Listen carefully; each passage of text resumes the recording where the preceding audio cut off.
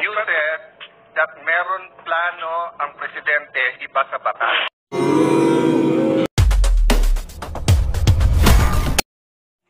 Pangulong Bongbong Marcos, mga kutong sa gobyerno. May plano, pero iba sa batas. Pangangalap ng pondo. Huli na, pero gustong lumusot. Pilit na pinapaikot, pero hindi umubra. Kay ex-Senator Alan Peter Cayetano.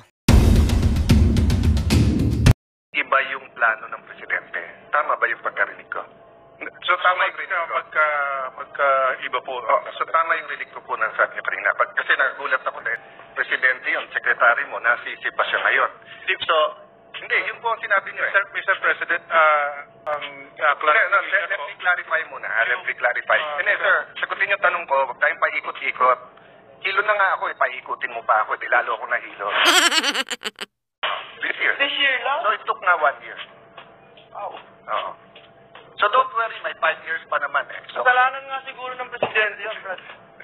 no, naawa na ako sa presidente. You know naman, hindi ako close sa presidente. Pero naawa naman ako. First of all, may I agree with you. Hindi ko na ulitin, but agree. Pero alam mo, lahat ng tao may talent eh. So kung ang talent yung mag-ipon ng pondo, dapat lumipat kayo sa land bank.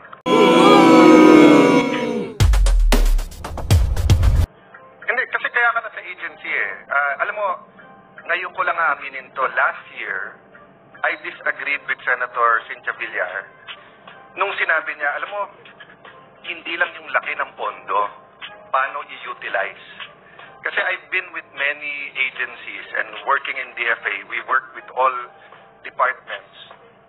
Usually, pag binigyan ka ng mas malaking pondo, tumataas din yung ano mo eh, yung efficiency mo. Tapos minsan, halimbawa, kulang yung pondo mo, so hindi mo ma-complete, kaya nawawala ng gana.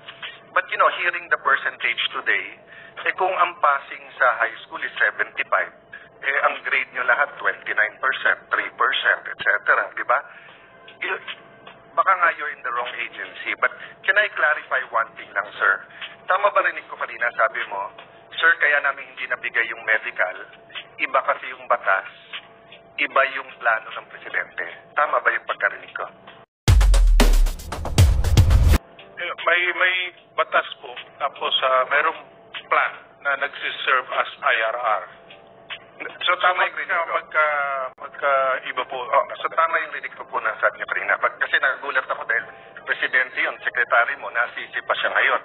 So, hindi, yun po ang sinabi niyo eh. Mr. President, let me clarify muna. Let me clarify. That's what you said eh. That's what you said. Napasa po No, yun. that's what you said. Opo. You said that meron plano ang presidente iba sa batas. Gaano katagal na po ang Marcos administration? Mahigit na po isang taon. Tingap sa kanila na, sir, mukhang mali yung IRR, mali yung batas. Kaya po... Hindi, sir, sagutin yung tanong ko, huwag tayong paikot-ikot. Hilo na nga ako eh, paikutin mo pa ako, lalo ako nahilo. Diba? Ang tanong ko simple, Mr. President, kailan mo bring up sa administration na to na may problema kayo dahil iba ang IRR o plano sa batas? Kailan?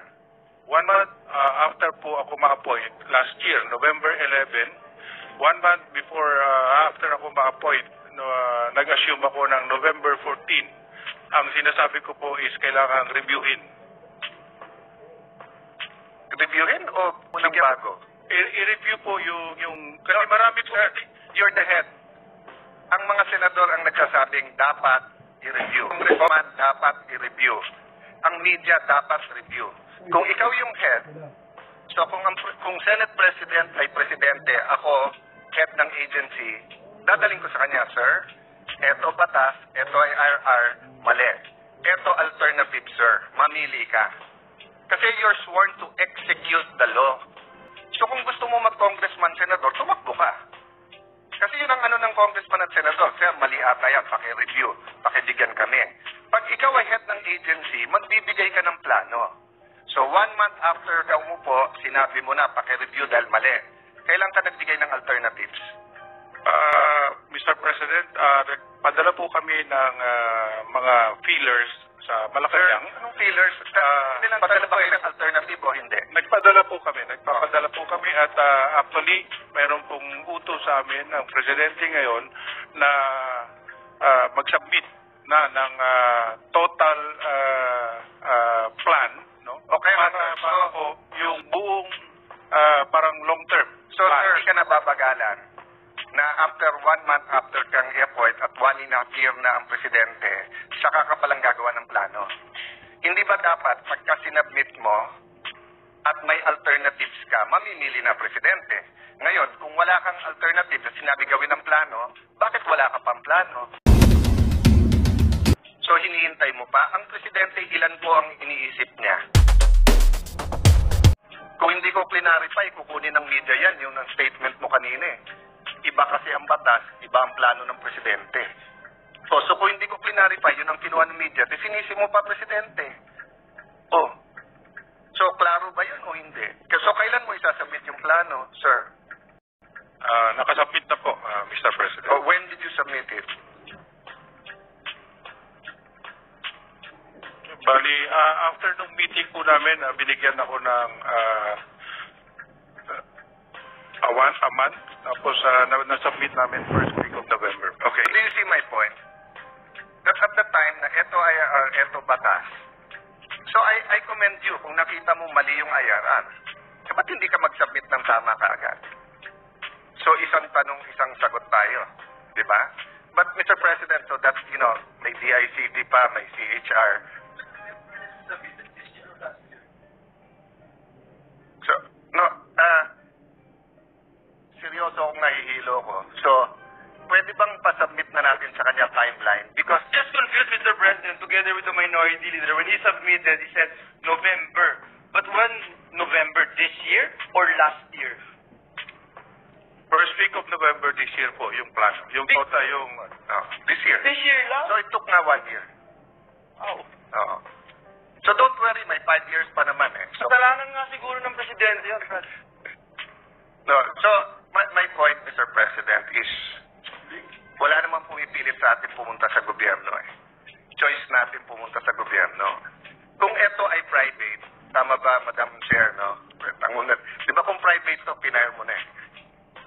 Kaya kasi malulugi ang negosyo kapag kayong department heads mo, head of agencies, ganon.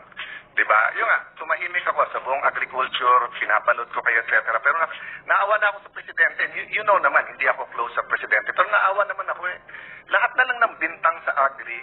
Hindi ba kayo naawa na in the first year, ang presidente sinabi, agriculture ang focus. Tapos lahat ng issue, sibuyas, presyo ng bigas, agricultural smuggling, sugar, panay na lang agri.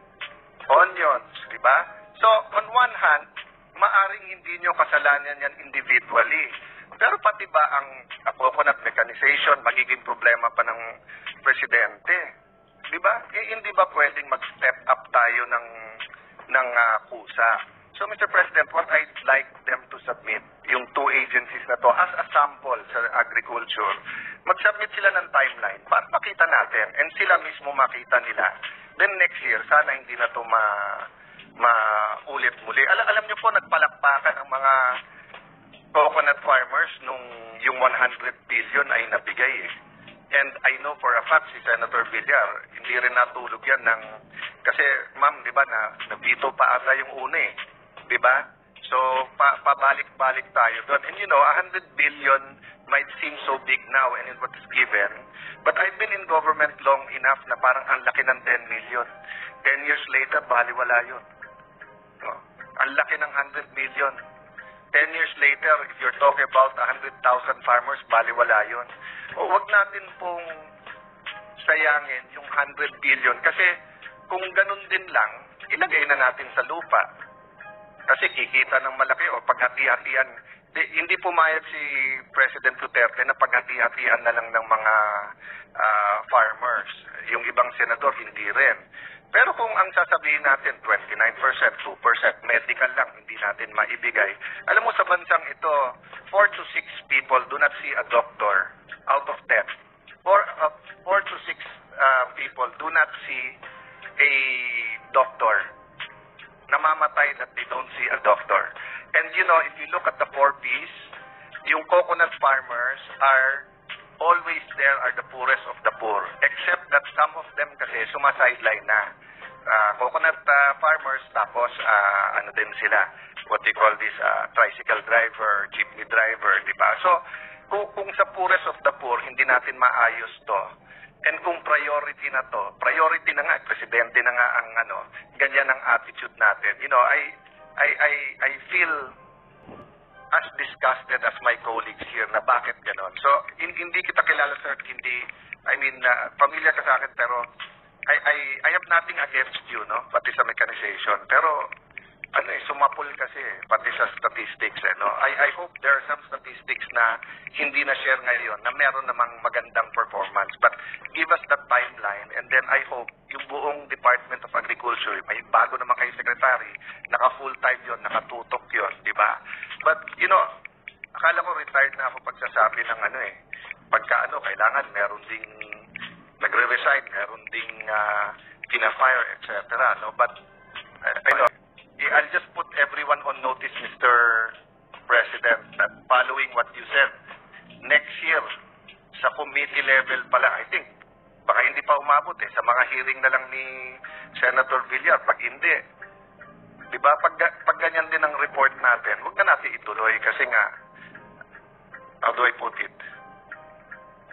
Ang mga parliamentarians nandito, kung nanonood yung mga taga-Thailand na sila nag-aral dito sa Erie, kung nanonood yung mga taga-Vietnam na may gera sila nung kami ay pinanganak or lumalaki, ngayon, iwan na tayo, tapos napakinggan kayong dalawa, matatawa sila sa atin Diba? So, I'll end there, Mr. President. I just want to express nga the collective disgust in all of this, no?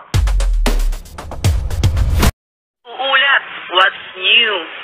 Sa hindi pa nakapag-subscribe, follow, and share. Huwag niyong kalimutan na tangkilikin upang patuloy na makapaghatid ako ng magandang balita.